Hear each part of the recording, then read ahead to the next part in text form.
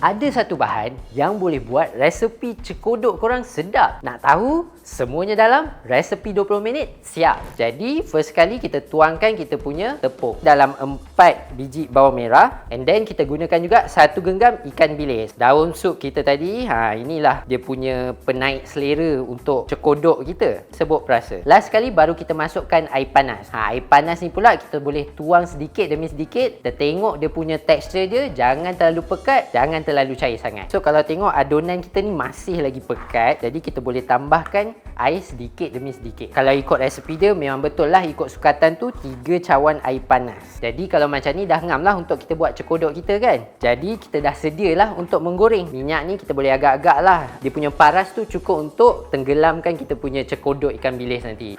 Saya ada tips sikit nak goreng cekodok ikan bilis ni. Pastikan minyak kita betul-betul panas. Barulah kita masukkan adunan kita tadi supaya dia tak serap minyak. Okey, so kita boleh masukkan 1 sudu untuk 1 biji cekodok.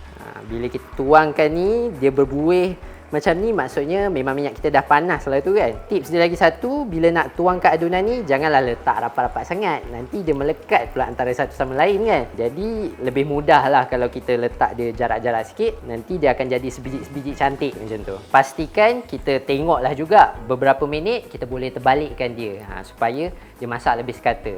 Kita tengok dah pun keperang-perangan kita punya cekodok ni. Maksudnya dah boleh angkat lah. Lepas tu dekat pinggan ni kita boleh letaklah juga kitchen towel supaya dia lebih serap minyak yang ada dekat cekodok ni. Memang betul lah.